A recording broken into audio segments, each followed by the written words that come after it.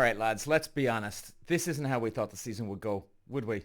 Wow. This is just full of surprises, lads, the Formula 1 2025 season. I think most of us, it's fair to say, we probably all assumed Max Verstappen would be halfway to the title by now. We didn't really, I mean, we saw McLaren come alive last year, especially at the end of the season. But we always really thought Max was going to do the job, right?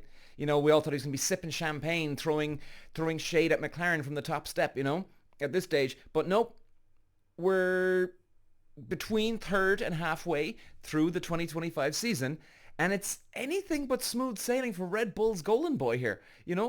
Instead we've got Piastri and Norris turning this championship into a McLaren power play, and Max, he's hanging on like a driver whose DNS won't open. And if this wasn't spicy enough, Brad Pitt has dropped into the paddock with a movie that might actually be good. I know, I'm shocked too, but we'll get to that. Right now we need to ask, what the hell does Max and Red Bull need to have to do to turn this around? Walsh running the Irish green, and look at the move, he's making down to the inside. Moves to the front from fifth all the way to the lead in lap one. Walsh takes win number 2. Peter Walsh. Now, the problem is clear, right? Red Bull have obviously lost their dominance here. There's no question about it. The RB21 isn't the rocket ship it used to be, lads. The high-speed tracks, sure, they might throw over Verstappen a bone here. Silverstone Spa, Monza, the Temple of Speed. That's more engine, but I think that's where Verstappen has a chance. But the tighter technical tracks, he's getting bullied out there, man. And, meanwhile, the McLaren duo has turned into the deadliest 1-2 punch on the grid here. There's no question about it. Norris has found, you could say, an icy cold consistency. Would you agree with me? I'd be interested to see what you think on that one. Piastri, he's driving like a guy who's already seen that the championship trophy is his and just needs to cash in and collect it. And here's here's the kicker, though. Can Piastri handle the pressure when it really comes down to it? Now, I think this guy definitely, yes, he can. But you never know until that day comes. Now, let's rewind. The season kind of started like deja vu, right? Red Bull did come out strong. We were like, oh, here we go again. But something shifted, lads. The updates from McLaren weren't just working. They were flawless. Ferrari tried to get in the mix, but they just can't seem to get it going, and the strategy fumbles. It's heartbreaking to see. I'd love to see them. I mean, I'm not even a Lewis Hamilton fan, but I'd still like to see the guys up there, and we were kind of having glimpses of hope here for Hamilton, with his sprint win this year. Now, why did he have the sprint win so far? I'll tell you exactly why. Because they set the car up for the sprint. They sacrificed the Grand Prix. Why? Sounds crazy, but I can see the method of their madness. This is a racing strategy. Get the guy some confidence. Get him a win under his belt. Now, okay, it was a sprint win, but it's still a win. Get him some confidence. Make everything just click into place. That's exactly what they needed to do. And, I think it was quite a good strategy because it was at the start of the year. Okay? You can still make up time. And sometimes just to get that click with a driver and team, that's all you need to get some lightning under your ass for the rest of the year. So I can see why they did that. Now, something shifted. Hamilton's got one eye on Hollywood, maybe. George Russell, well, he's fighting harder on the radio than on the track, in fairness. Now, we're staring at points table that looks nothing like we expected. 2 McLarens at the top, Verstappen a few wins behind, and just a handful of races left. Well, that's not quite true. We've got a bucket load of races left. The title, it's bloody wide open, lads. All we need, and believe me, I've seen this in my karting days, my Formula Ford, Formula 2000, Palmer Audi, I've seen this every time. One crash from Norris and Piastri.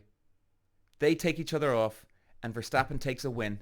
Now, obviously, Verstappen's got to be in the perfect spot, at the perfect time, the perfect place.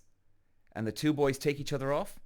Believe me, this has happened so many times in racing history, it is insane. And if that happens, that brings Verstappen, okay, 25 points behind, still a race win, but it puts pressure. And if Red Bull can capture some momentum going forward here with that 25 cushion, even if the two boys don't take each other off again, you still are in a good position because you can just you can take scraps.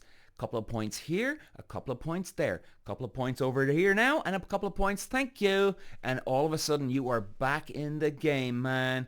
And I'm telling you, with a 2-win lead, if McLaren have a bottler and they crash off, and all of a sudden you've got Verstappen just 25 points behind, they might say, sure, still lads, look, we know we've got a 25-point lead, but the pressure will still mount because, we just gave away 25 points.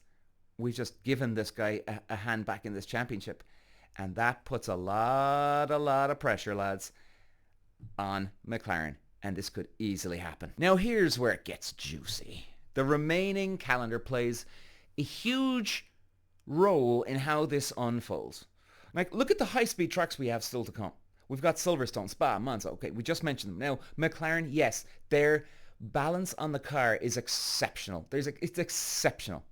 But Verstappen's balance is quite good. But I think this is where they can, especially Silverstone and Spa, because I've driven Spa and Silverstone, and they are tracks that, yes, very high speed, but there's a couple of knacks to these two tracks that a lot of people don't know. And I'll even bring it to my grave when I won there. I knew one or two things that no one else did. And that's the key. And I think Verstappen knows one trick around Spa that will definitely help him. This could be Verstappen's saving grace. You know, if Red Bull bring just one successful update before Silverstone and Max wins there, bang, we're back in business. In a McLaren crash or a double DNF boom, Verstappen's got a real big chance, man. And now, let's be real.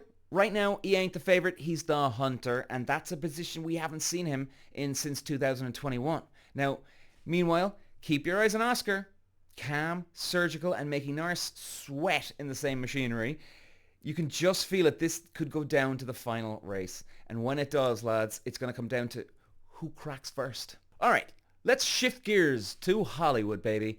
Brad Pitt's new F1 movie is finally coming out. And I'll say this, it actually looks promising. It really does. Why? I think this is the secret sauce here, lads. Lewis Hamilton.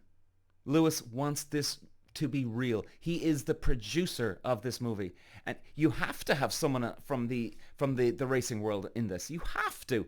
And I think with Hamilton, maybe he's not a real producer, a director, but he's definitely overlooking the footage. He's been reviewing footage. He's obviously giving them notes. Of course he is. Why wouldn't he? He's a producer. He's putting money into this thing. So at the end of the day, lads, this could be real. They film real races, real paddock scenes, real cars, no fake green screens. Pitt, he might be older than most of the grade combined, but he's giving it some serious energy, man, and he's on the ball, man. And what's wild in this is that they've embedded Pitt's fictional team into the real Formula One world. Like, you can see Verstappen, Carlos Sainz, they're all actually hanging out, and I love that, because even when the drivers were lining up for races last year, they had Brad Pitt and I can't remember the guy's name, brain fade, but they had the two actors alongside them, which was very, very cool. So we've got real drivers, real cars, real teams out there with them. So they're bringing the realism, man. I'm so pumped for this.